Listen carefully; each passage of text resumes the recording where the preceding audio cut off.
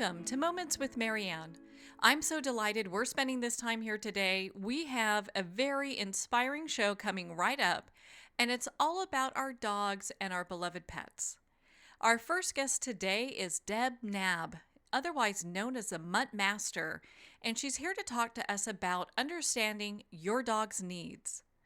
So Deb has been passionate about dogs for as long as she can remember. She began working and training with dogs as a hobby, and then in the early 90s, she moved to Southern California, where she trained with a seasoned trainer and picked up certain training techniques and communication skills, and she still uses all those today.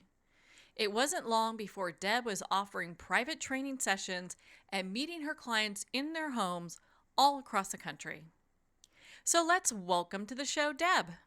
Thank you so much, Marianne, for having me on. I really appreciate it. Oh, what a joy it is to have you here. And my goodness, I mean, we've known each other for a while, and it's so exciting that we're finally talking about dogs. I mean, my goodness, who doesn't want to talk about a dog? Pretty much me every day. Every day I want to talk about dogs. Every day. Well, and I think today it will really help a lot of people who are, maybe they've picked up a new dog, they have a new adoption, and they love their dog, but they're kind of running into some problems because sometimes that happens. We all have to kind of adjust and grow with each other.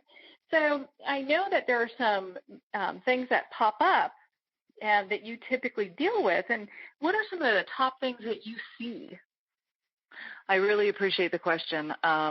So I've been doing behavior work for about 30 years with dogs, and I see everything from, your typical minor behaviors, jumping, nipping, biting, jumping, chewing, to the more severe behaviors. And I can tell you that, in my experience, what I think that I wish more people had the information and knowledge on is what type of dog they're actually getting compared to their own lifestyle and their environment. Because oftentimes, we have all had childhood dogs, and we have this vision of, wanting that same dog or that same experience. And or maybe we met a dog as a child, and we have that in our mind. But, each dog was bred for something very specific.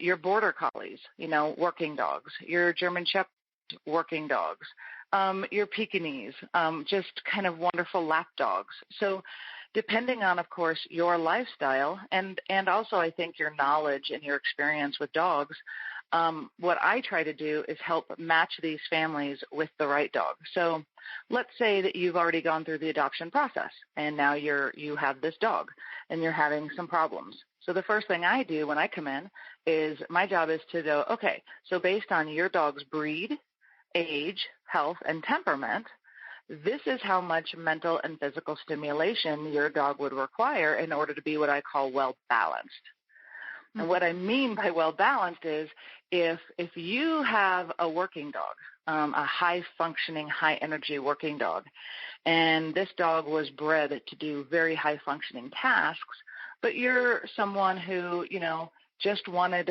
a pet, a lap dog, you're going to have a dog that is probably going to have some serious behavior issues because their mind is going, and they don't have an outlet for their mental stimulation. So what happens is they create their own. And so the behaviors can range from, like I said earlier, barking, nipping, jumping, digging, to more extreme behaviors. And so my job is just kind of to help come in, help you determine what you have, and then give you some tools and some tips on what you can do if you happen to have a high-functioning dog. And what to do next. Well, what if you get a dog and you have no idea what type of dog it is? It's a mixture of a lot of beautiful things. So, again, what you're looking at is, let's say you call me and I come in and I say, okay, I think that your dog has a mix of this, and this. Then I do a couple of tests. I have these wonderful games that you can purchase online, one that actually you have access to in your very own home. If you have a muffin tin, for instance, most people have a muffin tin in their house, and you hide really soft, smelly treats in the bottom of those muffin tins, and then maybe put a tennis ball over the top, and then put that on the floor. Does your dog immediately go right to those tennis balls, know exactly what to do, try to get the tennis ball out of the muffin tin to get to the treat? So that would be one example. I do that to find out how mentally engaged your dog is and their level of tenacity, staying in it until they figure out how to get it out, or do they look at it, try it a couple times, and go and lay down? Another fun one to do, because dogs love this anyway, is to hide their food bowl. Put them in a stay, and if they're not willing to stay in your absence, put them in a crate. Let them see you walk away with their food bowl, and not make it really hard at first, but just go put it in another room, maybe behind a bed or a chair, and come back and open up their crate and say, find it, and see if they're able to use their nose to track the scent. Because some dogs are more sight-driven and some dogs are more scent-driven. So when I have a dog that's more sight-driven, I know that I'm going to do activities that kind of center around that, them being able to enjoy that outlet. And if I have a dog that's more scent-driven, I'm going to give them lots of different tools and games to do, like scavenger hunts and hide treats around the house or around the yard and let them go hunt for it. So this is what I do when I come in to find out not only what level of mental stimulation they require, but here's the what kind of environment are you creating for your dog in terms of the rules and the structure and the boundaries and the consistency, and how also they interrelate to you. Because if you have a more dominant dog by nature, and I don't mean aggressive. A lot of people hear that word dominant and assume aggressive, and that's just not the case. Some dogs are just more high-drive, high-functioning dogs who are more dominant, and then there are more submissive dogs. And it really does matter how you interrelate to one versus another. So if you happen to have one of those real dominant, pushy dogs, there are certain things that I would have my clients do and not do. For instance, I don't know if you have one of these dogs, but almost everybody can say that they've at least had a dog at some point that is really pushy with your personal space. They kind of come right on in and kind of nose nudge you for attention and affection. Most people wouldn't think anything of that. We think, oh, he's cute, he wants me to pet him. Well, yes, he does, but unfortunately his takeaway from that experience is not what yours is. Yours is, I love my dog, he wants me to pet him, who cares? But if he demands your affection and you comply, and he does happen to be a more dominant dog by nature, that can actually lead to more severe problems later on. Never even thought of that, and that's, goodness, what a good, because a lot of times when people think of dogs being dominant, they're like, well, does your dog drag you down the street when you're going for a walk? I mean, who's walking who? And I think that's kind of where some people also get a little confused about, who's the leader of their pack, Well, and that's just it. And I will say, I'll be the first to say that I'm aware of the term the pack leader has been definitely thrown around in not so favorable ways. But let's use a different word then. Let's use the boss or the teacher or, the parent. In all society, there's always somebody who's in charge, right? You've got a teacher-student relationship, mom and dad relationship, boss and employee relationship, coach and player relationship. I mean, there's always got to be somebody who's in charge. And what our dog's natural instinct are to do is to very quickly come into a new environment and assess, who are you to me? That's all I need to know. Am I above you or below you? And then if we keep giving them the impression that we are putting them in charge, then they go out in the world and they assume that position beautifully. Well, but what does that mean? So all of a sudden you'll start to see behaviors like barking at people going by your house, jumping and barking at the fence when there's a dog or a person behind it. You'll start to see, just like you said, dogs pulling excessively on a leash. And there was this book I read a long time ago, and it was the greatest quote. It was 20 years ago, and it said, you know why dogs pull? Because we took that first step. And that's so true.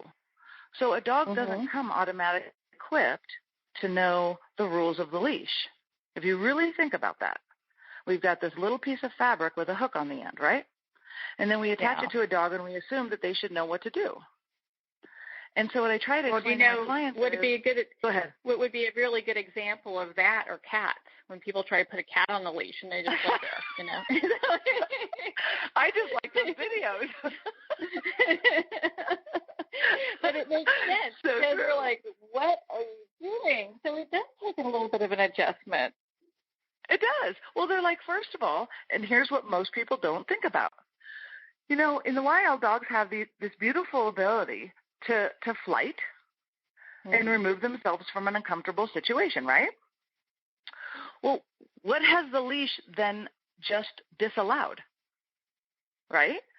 So here's this poor dog whose instinct is to go, I'm not comfortable in this situation, or I don't like you, or I'm fearful of you, and they could leave, which is really what they would do. They avoid conflict at all costs. But what we forget is that this leash has now disallowed that. So what is their only option? Yeah, only option is really to be aggressive and fight, yeah. Exactly. If they feel that afraid. Well, and so when a pet parent sees their dog acting out while on a leash, they're just getting angry because they think they're being naughty. And what I try to do is get the pet parent to see it from the dog's point of view and really help understand that, are you possibly putting your dogs in a situation on a regular basis, whether it's meeting a new person, meeting a new dog, a new sound that is a little bit off-putting to the dog, where they're just not ready yet. And then I help them understand there is a way to desensitize them to those fearful experiences and help them form beautiful, positive associations with those situations and stimuluses. So there's just so much that go into really understanding the mind of a dog and understanding where they're coming from emotionally. And so, I talked to you last week about one of my favorite topics of all time, which is body language, body posture, and calming signals, displacement behaviors. And it's something that I talk about in all of my presentations, whether I'm talking to animal control officers or veterinary technicians or pet parents. And that is, our dogs have this beautiful communication that they try desperately to include us in. But unfortunately, most people are unaware of this communication source. And dogs and animals in general have this physical tool that they use. They're called calming signals. Now, depending on what book you read, they're also called displacement behaviors. So, as I said, there's about 15 of these in total, but really only 5 of which not only that you would recognize, but that are most commonly used. And so one of them is yawning. Now, have you, Marianne, ever seen your dog yawn? I have. Okay. And he does that, and he just is there. So do you happen to take note of when he's yawning, what's going on? Not really. No, I haven't. And most people don't. They just go, oh, he's tired. Just like when we do it. And what's interesting is yawning is a way, again, it's a self-soothing tool that dogs have to calm themselves when they get nervous, anxious, fearful, uncomfortable, whatever. But here's the rub. They also use it when they are uncomfortable physically or in pain. So our job is to try to figure out what is going on and why am I seeing these calming signals? Is it because of something that's going on within the environment that he's uncomfortable or nervous about? Or is it because he's in pain, whether it's an earache, an abscessed tooth, which our dogs cannot communicate to us, unfortunately. But that's the beauty of the calming signal is this is a beautiful way that they are telling us what they're feeling. We just have to figure out, is it physical discomfort or emotional? So yawning is one of them. And that makes a lot of sense because, when Maxwell was alive, we used to go see a dear friend of ours that we've talked about quite a bit, Dr. Marie Bartling, and he was actually seeing her for, he had really bad arthritis before he developed cancer. And so he was in a lot of pain. We had him on different pain medications over the years to try to manage that for him. So it's interesting that you bring that up, because it's like, I'm wondering at the times when he did that, if he was just trying to tell me, hey, I'm in pain and, I need help here, and I didn't know. Absolutely. So it's good to know these things. Yeah. So lip licking, if you're listening, I want everyone to write these down, because you're going to forget them, and these are all important. So lip licking is when, the tongue comes out and it looks like, like you would lick your lips, like, and it could happen twice, or it could happen 4 or 5 times. But lip licking, yawning, eye aversion. So it's sort of eye aversion, or the look away, is the way it looks is you almost get this impression that your dog is ignoring you. They're sort of looking at you out of the corner of their eye, but their head is facing a different direction, and you can almost see the whites of their eyes more, and they're sort of looking at you, looking away, looking at you, looking away, and you almost get this feeling like, okay, what's going on? And so it's really like if they could talk, they'd be saying, okay, I'm really feeling uncomfortable right now, and I wish you would just stop talking or just go away. But it also can, again, be a calming signal. That one is not as common for pain. The most common ones for pain are the lip lick and the yawn. Another really good one is the shake off. And you'll see a lot when your dog is wet. If you give them baths regularly, they use that full body shake to get all the water off. But another time you'll see it is in the morning. If your dog sleeps in the bedroom with you, they'll either get up and stretch and then full body shake, or they'll shake and then they'll do a stretch. You can almost set your watch to it. There's another time they'll shake, and that's after they come home from a walk and you take their equipment off, and they'll be like, da, da, da, da. They get all that, energy off their system. But if they haven't just woken up, they just haven't had a bath, or just come home from a walk, and they do that, it's a beautiful calming signal. The one of the stories I remind people, and I think a lot of people have seen it. If they haven't, it's available on YouTube, is when the newswoman Kyle Dyer, unfortunately, was bitten on live TV. And if you watch that video in slow motion, you will see that this dog was very much trying to communicate with her and giving calming signals. And I was watching it live at the time, and I knew what was going to happen, because he kept trying to tell her. He kept trying to tell her through a series of calming signals that he was becoming uncomfortable. And unfortunately, because she did not know that, as most people don't, what occurred next was just an unfortunate accident, that the communication he was trying to give her was not received. And being a bite case specialist, and as an approved behavior specialist in the courts, I will tell you that 99.9% of all dog bites are due to the fact that we were not aware of these beautiful signals that our dogs give us, that tell us they're getting uncomfortable. And then when we don't listen, or we don't know, or reading, we keep doing what we're doing, and that thus elicits a bite. And so knowing these calming signals are so important if you really watch and pay attention. And it's not just the calming signals, it's the body language. It's the tail positioning, the eyes, the mouth opening or closing. All of these are beautiful ways that dogs communicate with us that we just are not well-versed in knowing, which then leads to accidents. And that's why I'm so passionate about educating people on them, because they really do try to communicate. We just have to learn them and maybe watch and listen a little bit more. Well, this kind of leads me to my next question, because I have been to dog parks.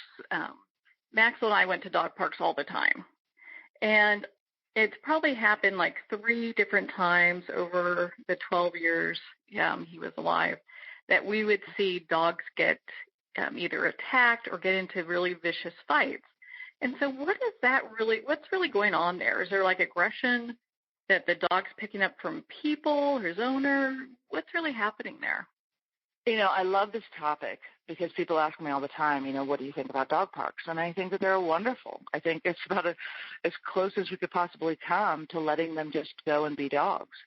But partially it can be a leftover relationship that's been established between the dog and the parent. So there are certain dog parks that I'm not fans of. I don't like the smaller dog parks where people just sort of stand around and chat. Because if the dog and the pet parent's relationship is one, again, where the dog feels that they are in charge and that pet parent is a resource for them to protect, then any dog that wants to come up and approach that dog's pet parent, that dog's going to get a little bit possessive or aggressive. And the same would go for if there are multiple dogs in the household.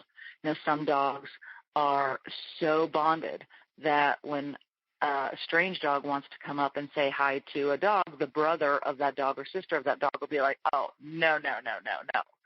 And so, these are the things you have to watch for. But one of the things that I tell pet parents to watch for at all times, there are certain positions, posturing that dogs do that are kind of little red flags to something may very well happen if you don't step in and kind of redirect their attention. One of them is when a dog postures his head over the neck or shoulders of another dog. So that's a very dominant stance. And there's this moment of just freeze. And something can happen in that moment. So I usually use the let's go. It's an excitable energy versus a buddy. You know what I mean? So when you bring in that negative energy, the dog picks up on that, and it's like, okay, I need to take it to the next level. But if you just go, let's go, and start walking the other way, it helps disperse that energy of what's going on in that moment. Another danger is every pet parent out there, if you take your dog to dog parks, don't let your dogs mount another dog. It's a really good fight starter. That is not cool, especially from with Maxwell. I mean, he had such bad arthritis, and his back was in kind of poor shape. Yeah, it was awful because every time, it didn't happen too often, but when it did, it's like then I'm having to take him to the vet to have him, have chiropractics because he was just in so much pain after that. And some people think they just kind of let it go and don't do anything, No, it is. That's why if you talk to any really good doggy daycare facility that has trained their handlers well, these are the types of behaviors that they avoid at all costs. And it's no mounting is allowed. Those dominant postures not allowed. When a dog puts his paw over the head, back, or neck of another dog, that's another. And that's why, has your dog, for instance, ever come up to you and put his paw up on you? No. So Maxwell was really good that way. Okay. He would never do that. Oh, you want to shake? Oh, you want to say hi? And I'm like, actually, that's it most often is a very dominant move. And so I really want people to know the difference between dominance and aggression. Dominance is just saying that they are being more in charge of whatever situation that's in there. So if you keep allowing that behavior and or rewarding that behavior by looking at your dog in that moment, talking to him, petting him, touching him, all of these things, your dog is going to walk away over time with the impression that, okay, so I guess I am in charge.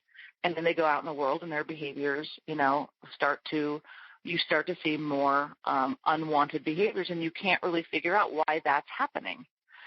So dog parks I love.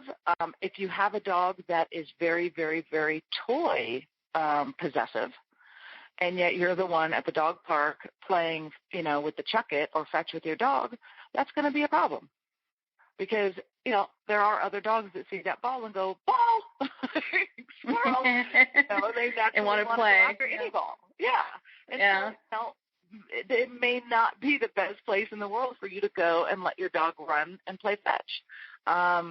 So these are the things that I talk about. I love if people continue at a dog park to keep the momentum moving. You just keep walking and walking and walking and don't have that stagnant energy, because that just promotes such a much better experience for everybody. Don't be on your cell phones. Don't be caught up talking to your friend and not paying attention to your dog, because, you and you alone are responsible for your dog. And hopefully, if you're watching, you can definitely keep things from happening before they do. Yeah, and kind of nip that in the bud. And I was very lucky with Maxwell because we just got along so well, and he wasn't an aggressive dog at all, actually. What kind of dog was Maxwell? He was an Anatolian Shepherd. Oh, so very high functioning. Mm-hmm. Very smart. Very smart. Yeah. So your dog is the perfect example that I would talk a lot about mental stimulation, because most people, if I said, how much exercise do you give your dog a day? I hear the same thing. Well, we play in the backyard, we play fetch, sometimes you take him out on walks. And I'm like, okay, well, how much mental stimulation? Well, they either say, what's that? Or what do you mean? Or, well, we play fetch. And I go, no. Mental stimulation is anything that causes your dog to think or problem solve. And I kind of compare it to you and I going to gym class versus taking a hard math or science test, right? Which one is more mentally, or which one is more exhausting? The mental, right? Of course. So if you have a high-functioning dog, most people would be shocked when I say 80% mental and 20 physical is all your dog needs. Yeah, Maxwell is really good at opening doors. Of course he is. He's a working dog. He worked it all right. He can open anything, We used to call him Houdini sometimes because he just get in, plays. I'm like, what? How'd you even do that? You get out if you didn't want to be in a pen with another dog because we went to go up in the mountains. It was like a 7-foot-tall fenced-in pen. Got out of that. I mean, he was getting out of everything. So he had his mind set on what he wanted to do and what he was comfortable with, Well, and that's why I am such a fan of helping pet parents come up with beautiful mental stimulating activities and games that make your dog mentally tired. Because a mentally tired dog is a well-behaved dog. After gym class, I don't know about you, but I was jazzed. It was just, raring to go. And so all these people are out there doing these things that they think, walking their dogs and playing fetch and letting them play in the backyard. That's all great. But what your dog is really saying is, do you know how smart I am? Do you know what I'm even capable of? And trust me, if you don't provide me that beautiful outlet, you will not be happy with my version.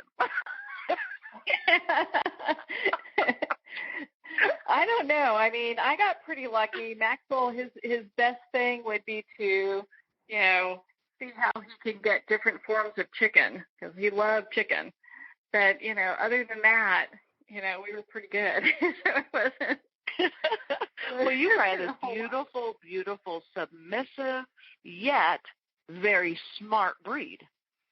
And that's what everybody would wish for is I want that high functioning breed, meaning that's smart, so they can pick up on things. But I also want that beautiful temperament, that submissive temperament where, I'm not going to be dealing in 6 months with a dog that's biting people as they come in the door. No, that would never happen. In fact, I had to protect us from coyotes because that wasn't his job. So, it's and interesting. that's what I deal with. Yeah. Well, and so, it's so, I know you help people pick the right dog. Let's say they didn't go to the shelter and just pick a dog. You really help people pick the right dog, not just for their home, but for the environment that they're providing. Correct. Yes. It's everything. It's lifestyle. Are you couch potatoes? Are you guys hikers and hunters and fishermen? And do you, go on vacations and do you take your dogs everywhere, or do you just like to stay at home? It's also about, have you ever even been around or raised in the past a more dominant dog by nature? If you're a first-time pet parent, there is no way I'm going to place you with a dominant dog. I'm going to place you with a one year-old, maybe 6-month-old, 2-year-old, 3-year-old submissive for your first experience, and then kind of help you kind of work through that process the first time. And then if you already have a dog that you're looking to match with another dog, well, that's a whole other story. You've got to make sure you're matching temperaments, personalities. There is so much that goes into once you start adding dogs to your pack of how to keep that pack well balanced. You know, and there's really is so much that goes into helping understand why your dog is doing the things they're doing. But I've told many people, I'm writing my second book right now called "It's Not the Dog, It's You." Yeah, I know it's going to be a bestseller, and we'll have it on the show again when that book comes out, because a lot of times people will, it drives me crazy. I mean, I don't know all the things that you know by a long shot, but what I do know, and when I go out, when I used to walk around with Maxwell, I'd look at people and be like, my goodness, how could they not know this? What is going on here? And then their dogs are acting in ways that most people would not approve of. Right. So, and I just want everyone to hear this. Your dog's behavioral problems, no matter what they are, remember something, that they literally are a product of their environment. That's it. We have all of these beautiful things in our lives that keep us stimulated. We have our phones, we have our jobs, we have our hobbies, we have sports, we have TV, think of all the things you do, right? If I took that all away, and all you had was just your house, no computer, no TV, no phone, no nothing, how long before you're climbing the walls, right? Yeah. So we have all these beautiful things in our own lives that stimulate us, but what we forget is that dogs, before we domesticated them, had all of these things that they did. You know, they worked for their food. They hunted for their food. Where do you feed your dog? I'm going to guess like everybody else, in the same place all the time, every day. And the dog is looking at you like, seriously? What I'd really love to do is hunt for it. So I say, hide their food bowl. Let them have some fun. You know, don't have it in the same place all the time. Create beautiful, fun activities and things. Get your dog out in the world. Let them socialize. Let them get used to life. The only reason dogs are so scared and nervous all the time is because we rarely take them out and make them a part of our lives. And the more that you take them out and the more you get them desensitized and help form beautiful associations with all of these things that they're a little uncomfortable with, the better they become.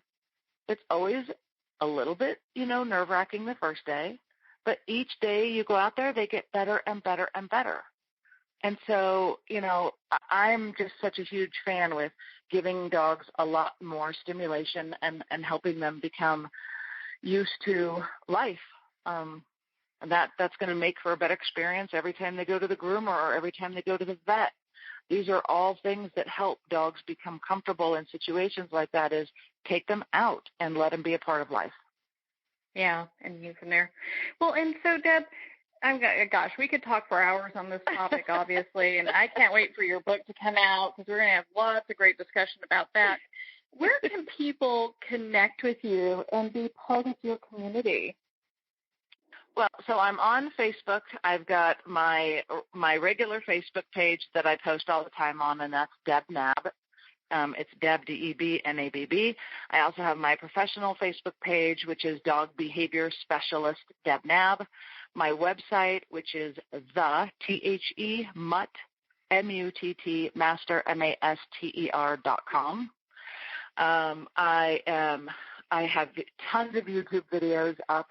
You can find me under Deb Nabb on YouTube, The Mutt Master on YouTube. And I have some old ones that was on when I used to be the Mutt Matcher. There's tons of ways to communicate with me. I'm very active on social media. Private message me if you have any questions. I'm happy to help. My phone number is 303-552-1306. I'm in the Castle Rock, Denver area, but I also have a lot of out-of-state clients that I help through phone consultations and FaceTime and Skype. helped many severe behavioral issues with dogs I've never needed to meet just because I've been doing it a really long time. Mm-hmm. I'm always happy to help. Well, Deb, thank you so much for taking the time to be on the show with us here today. Well, I really appreciate you having me on. Thank you so very much, and I look forward to talking with you again. Well, thank you so much, Deb. It's been such a pleasure to spend this time with you. Again, if you're looking to connect with Deb or you have questions about things your dog does, don't hesitate to reach out to her at Deb Nabb, the Mutt Master, and her website is themuttmaster.com. On that note, we're going to pause here for a quick break, and we'll be right back after these messages.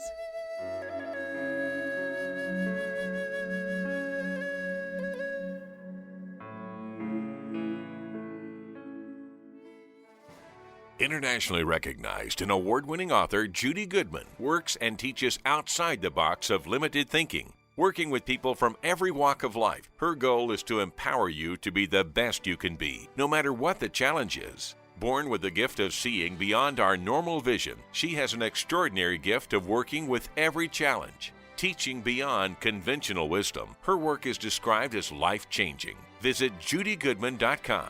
That's judygoodman.com.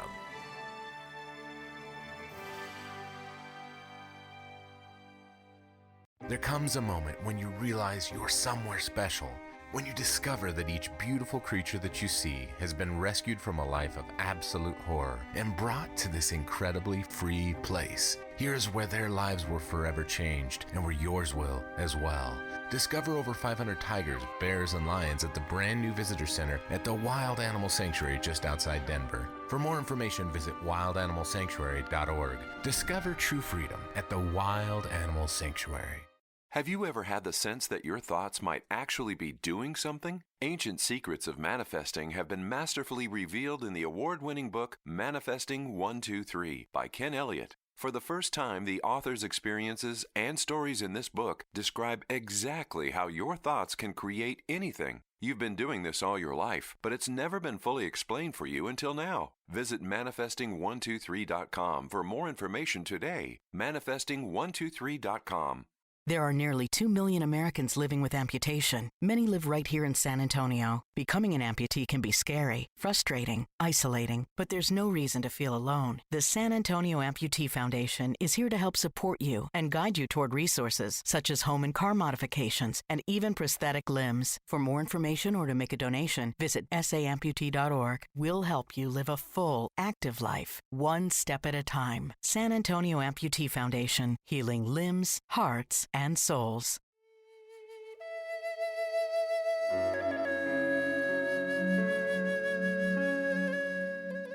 Welcome back to Moments with Marianne. So our next part of the show, my goodness, we're here with Dr. Carol Osborne, who's here to talk to us about pot and your pets. Now, Dr. Carol Osborne is an author and renowned integrative veterinarian of 21 plus years. After graduating from Ohio State College of Veterinary Medicine, Dr. Carol completed a prestigious internship at the Columbus Zoo. Shortly after, she launched a very successful private practice and became the founder and the director of the nonprofit organization, the American Pet Institute. So let's welcome to the show Dr. Carol Osborne. Well, thanks, Marianne. I'm glad to join you. Oh, what a pleasure it is to have you here. My goodness. What a profound topic. I know there's a lot of questions regarding this, and people are really confused. Everybody's interested in marijuana for their pets, that's for sure. Well, what are some of the things that you see that people are even considering marijuana for their animals? Well, I think because of all the marketing hype, people are, looking for marijuana to take care of everything from, cancer, arthritis, pain, anxiety, all those different things, including epilepsy and seizures and just about everything else you can imagine. Yeah, and so from a vet standpoint, it's got to be pretty tough because you're not allowed to really talk about it or prescribe any kind of pot or pot-related medication. Am I correct on that? You know, I think the real problem, as I see it, Marianne, marijuana has a lot to offer both humans and pets. And since, you know, pot's been approved either recreationally and or medicinally for humans on a state-to-state basis, I think 29 states and the District of Columbia, you know, people are being prescribed marijuana, you know, again, for, you know, cancer and epilepsy, arthritis, pain and anxiety, and a host of other disorders that affect humans.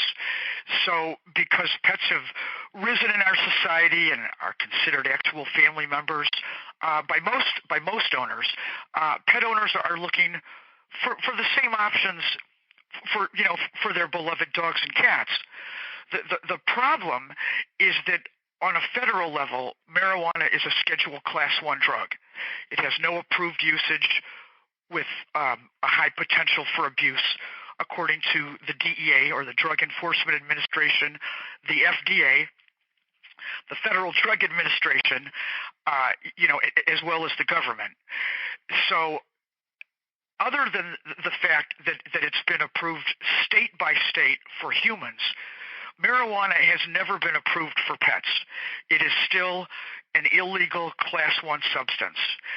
So any veterinarian that prescribes marijuana for their pet would be at risk of losing their license, being fined, and possibly even, you know, going to jail. Which, you know, obviously would not be a good thing. So no, we love think, our vets. We don't want that to happen. Exactly. So I think where it gets confusing is differentiating the various components of cannabis or marijuana, and most of us are very familiar with what they refer to scientifically as cannabis sativa, the tetrahydrocannabinol, tetrahydrocannabinol, also known as THC. That's the fraction of marijuana that's euphoric, that people smoke, and that gets them high. And because people are at their wits' end trying, you know, really hard to help their pets, which is more than understandable, people are giving their pets pot. And because different batches of marijuana have different amounts of THC, the problem is that the pets are ODing. So they're ending up in emergency rooms, you know, staggering, drunk, becoming hypersensitive to sound, sometimes vomiting, and you can even go into a coma. So that's kind of the real issue that's going on. There's another fraction of marijuana, which is called CBD or cannabidiol. That's the fraction that offers a variety of healing properties without the euphoric effects. And that's the fraction that is legalized in various states for people and being used to treat seizures, you know, epilepsy, cancer, pain, and much more. The third fraction of marijuana, if you will, is hemp. Hemp contains trace amounts of THC, less than 0.3%. And that's why products made from industrial hemp are legal to buy, sell, transport, you know, et cetera. So that as far as marketing, they've got all kinds of pet marijuana products out there. You know, bones and biscuits, tinctures, oils and treats, etc. And they're all said to contain different levels of the CBD, you know, and the hemp without the THC. The problem is that, once again, as far as veterinary medicine goes, this is an illegal substance. Consequently, there is no regulation, There's no analysis. There's no guideline. There's no nothing. So people are going out there, and many veterinarians are too, I would assume, and buying all these different supposed CBD and hemp products with all these claims and testimonials and everything else. But the truth is, there's no way to have any idea of what is actually in the product, regardless of what the label does or does not say. Because once again, it is an illegal product. So, pot is big business, and pets are also big business. So everybody's jumping on the bandwagon, and they've got all kinds of websites and people knocking on veterinary doors, etc., selling all these different supposed CBD and hemp products with a huge list of claims. Now, personally, as a veterinarian, I go to these different trade shows and, purchase things that look good to me. I have done that. I have tried them on some patients that I've had in various cancer trials. They did absolutely nothing. I've had other patients that suffered from various levels of epileptic seizures that became frustrated, with traditional medications, went out and bought these different CBD products, gave them to their pets, and the level or incidence of the seizures that the pets experienced increased. I've had it happen a couple of times. So I think my honest message to my clients as well as to your pet-loving listeners is, does real marijuana work? Absolutely. What's the number one problem? The pets are getting OD'd because they're receiving an excessive dose. As far as all this marketing and all these products that are out there and all the articles and the claims that people see, I have to say, in my experience as a veterinarian, buyer beware, because there is no way to have any guarantee with anything that you're buying. They can be putting motor oil in those bottles that you're paying for, and there would be no way that you would know that. So until the federal government changes the law and reclassifies cannabis, to another class, right, so that it's not class one, unfortunately, this is going to continue. Now, the good news that I can share is that within the last 60-plus days, Cornell University in New York completed one study on cannabis in dogs that had various levels of arthritis and multi-joint, problems. And they reported a substantial improvement in these dogs that received the cannabis in the study. They are currently running a study on cannabis in cats. I think, as a veterinarian, the fact that an actual veterinary medical university has actually conducted a study and has a second study underway is a very good sign and a promising sign that maybe somehow we're going to get the attention of these federal officials to allow this to go in a forward manner so that we can get things reclassified and we can run clinical trials so that we can achieve standardized dosages, and published guidelines, and then be able to offer products with a guaranteed analysis so that when something's printed on the label, we can actually believe it and prescribe it for the millions of pets out there that would definitely benefit from what it has to offer. Mm-hmm. I'd agree with you. As a pet owner myself, I had a dog for 12 years named Maxwell, and when we moved to Colorado, we had seen lots of different vets for he was having a lot of itching and chewing, and we finally got to Colorado, and we found a fabulous vet who diagnosed him with pain, and it made perfect sense with a lot of the other symptoms that he was having. And because he was always chewing on his hips, and it's because he was, trying to relieve the pain that he was in. And so once we started pain therapy, that's such a thing. I mean, because you go through, you have to check and make sure his liver is going to be okay every month, and and you're trying these different dosages, and that worked for a while. And we got to the point where his arthritis got so bad, and later he was diagnosed with cancer. But his arthritis got so bad that it was hard for him even to get up. And so I did look at and I mentioned this to you before we hopped up on the started our discussion here today, but I used Colorado hemp honey, and that seemed to help him through all that. But you're right, I tried a few other things, and it was like, gosh, there's either no response, or he's such a picky eater, he wouldn't eat, if he didn't like it, he wasn't going to eat it. So that was like one of the few things I could actually get him to participate with me and eat that, that worked. Yeah, I mean, I've had, years back, I've had people call me from, some of these areas, as I recall, in California, in some of the different areas where people are growing it and whatnot. And the one lady at the end of a consultation said, by the way, there's, one thing I didn't tell you. And I said, what's that? And she says, these different pills that I give my dog, I give them in THC butter. And, I was a little bit taken back, and I said, where do you get that?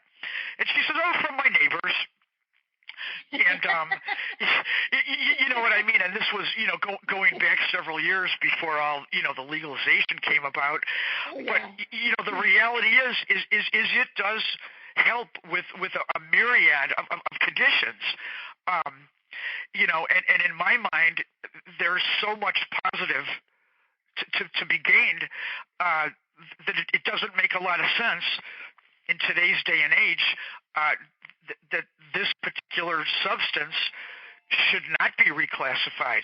And it's frustrating for me as a veterinarian, and I'm sure for many other veterinarians, that are integrated or holistic or open-minded, that want to help their patients, and legally you've sort of have your hands tied behind your back. Yeah. Well, and I would love for you, because you did talk a little bit about it, some of the toxicity that happens when people give their dogs straight marijuana. And because there's so many states now that are making the changes where marijuana is legal, I think it's important for people to hear this so that they are not giving their animals, their beloved pets, something that, could possibly kill them. Yeah, well, I don't really think, excuse me if I'm wrong, but I don't really think that there are published cases of any pets dying from marijuana. But there are many, many, many cases, especially, the PEDIAR rooms in places like Colorado, where there's like a fourfold increase, in pets coming in intoxicated, from the pot. And I think that's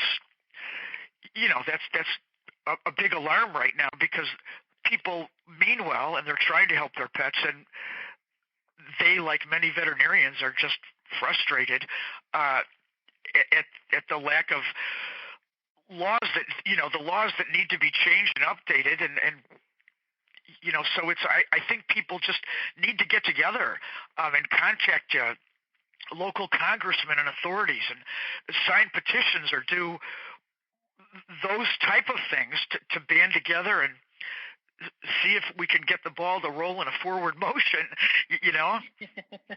Yeah. Well, and you would know better than me. I mean, I look at it and like, regardless, at what states have made it legal or not, I'm even giving, the hemp honey to my dog. I was always very cautious with it, and it probably sounds a little ridiculous, but for me, it was always watching and see, okay, well, this is what the dosage says, and we got to make sure it's okay, because I don't want to put him in a position where he's having problems.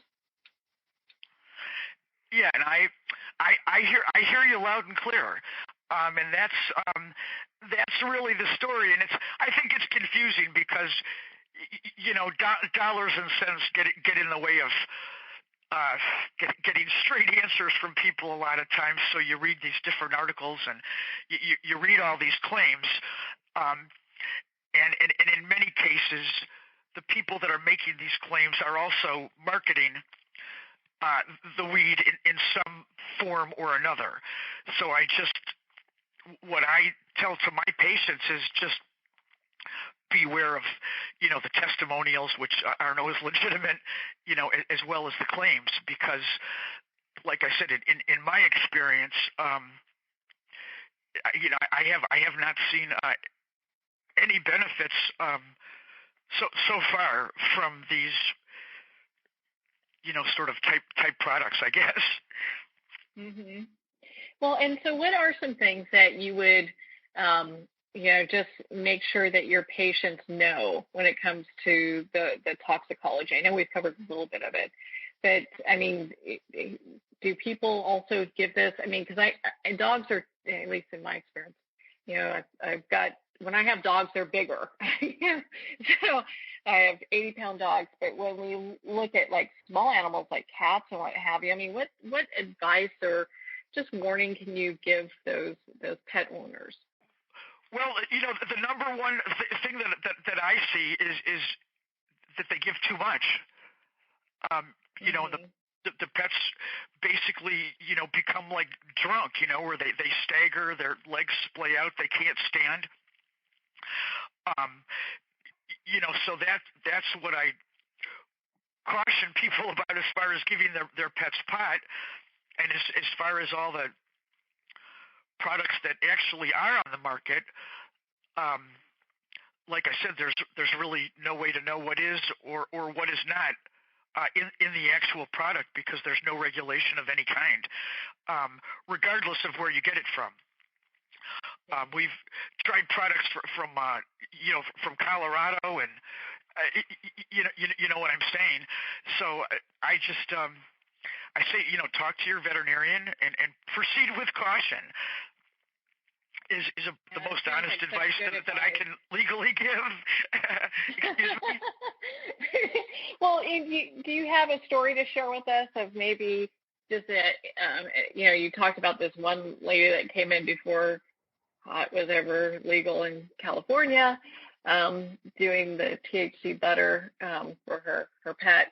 Do you ever have any other kind of interesting stories you can share with us in regards to animals and marijuana, with kind of that whole mixture? Well, I can say that actual marijuana it is effective, with pain and arthritis and appetite stimulation, etc. Mm-hmm. But it's not legal, so that's not something that I can legally tell anybody to do. And as far as the products that are out there, I have to just say that in my experience as a veterinarian, I've not seen them to be effective at all. On the other hand, I've seen them cause harm because you have no idea what's in it, regardless of how nice the label happens to look. So I think that talking to your veterinarian, and at this point in the game, either working closely with the vet based on what they may or may not be able to offer their patients, is probably the safest thing to do. And remember, there's always alternatives and various natural therapies and acupuncture and herbs and various tinctures and things like that can be extremely helpful in many of these conditions. Diets and getting rid of unnecessary chemicals and prescriptions and things like that go a long way to help pets with these different kind of chronic conditions. Does that kind of make sense? Oh yeah, my dog Maxwell was having chiropractics and acupuncture. So, and that stuff just made such a huge difference, and people don't even know that that's available. Yeah, there's the gamut of natural therapies available for pets today parallels what we have available for humans. And if you're using a traditional vet and not seeing that your pet is getting the answers you're looking for, don't be afraid to look around. If you're looking for a holistic vet, AHVMA.org is the American Veterinary Holistic Medical Association. It's represents holistic veterinary practitioners in the United States. People can just log on and find a practitioner in their area that they might call and see what they have to say.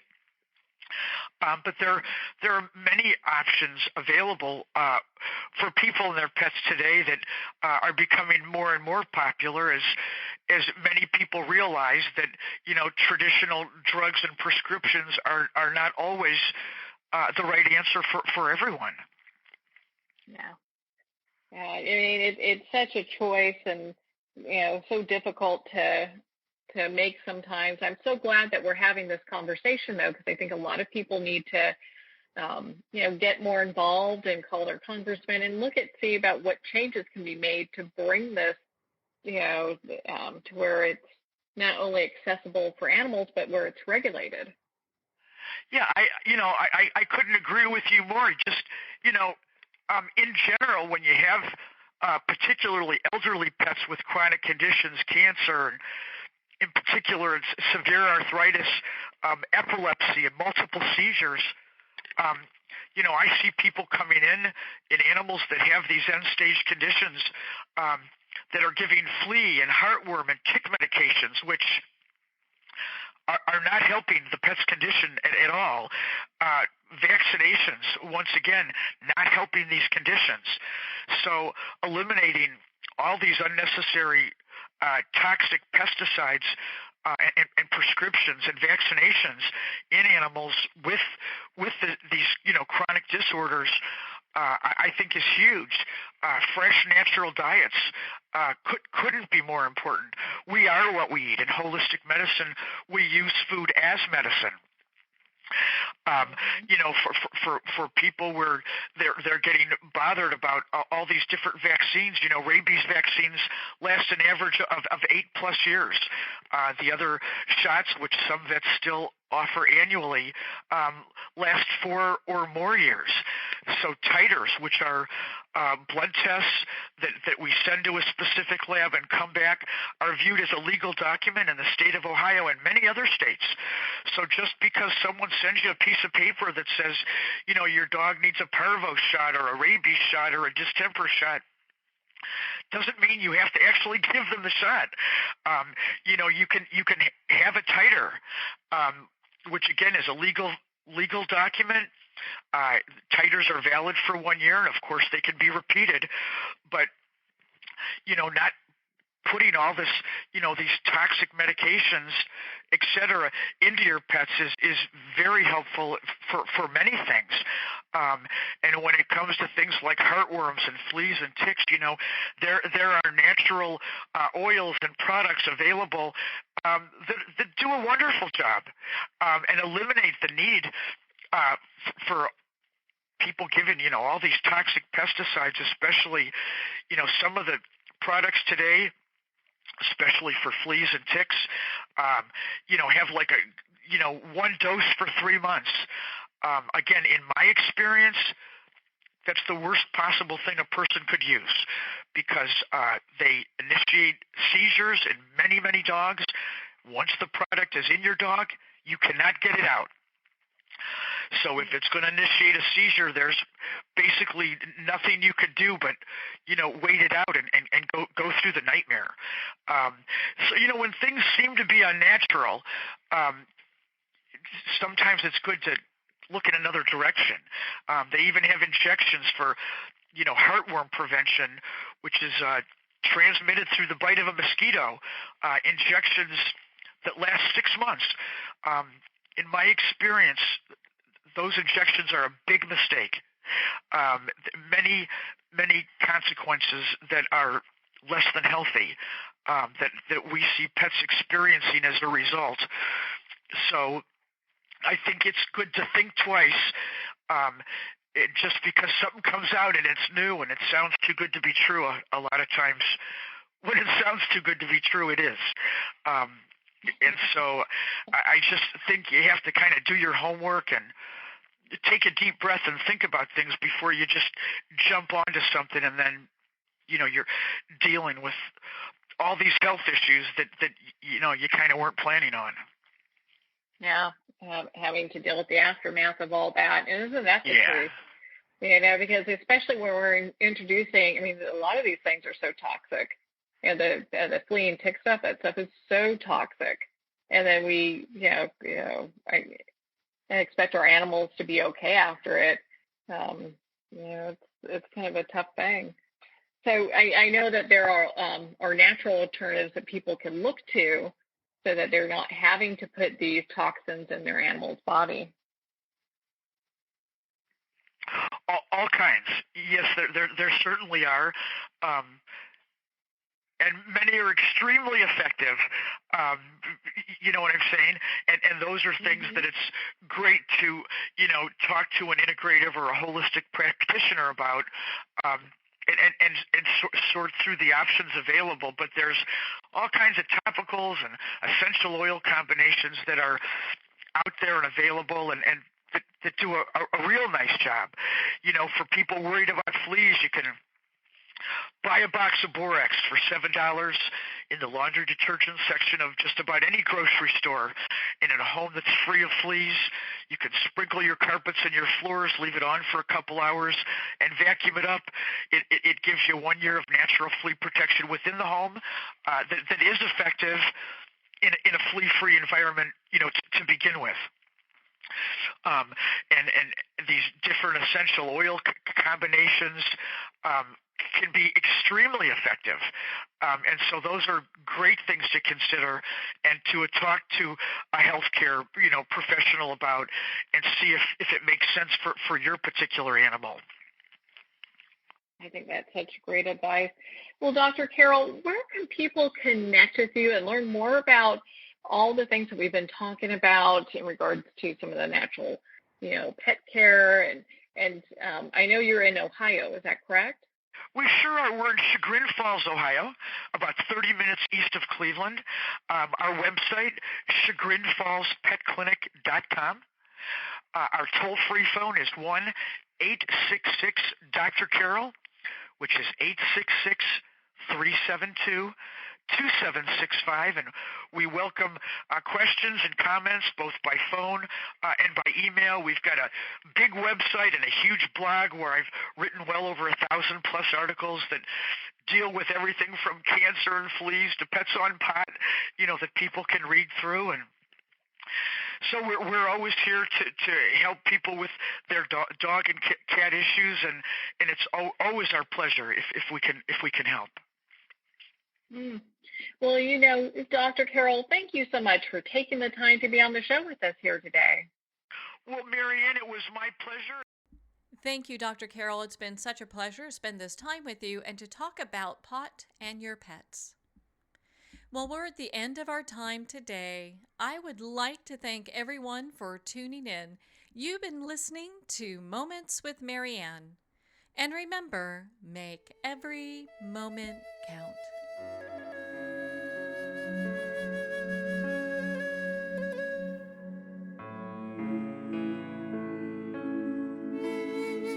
In a single moment, your life can change. Moments with Marianne is a transformative hour that covers an endless array of topics with the best of the best. Her guests are leaders in their fields, ranging from inspirational authors, top industry leaders, and business and spiritual entrepreneurs. Each guest is gifted and a true visionary. A recognized leader in her own work, and while teaching others to develop, refocus, and grow, Marianne will bring the best guest and sometimes a special surprise. Don't miss this. You never know just which moment will change your life forever. Moments with Marianne airs every Thursday, Friday, and Sunday at 8 p.m. Eastern, 6 p.m. Mountain Time. Make sure to tune in and visit momentswithmarianne.com for more information.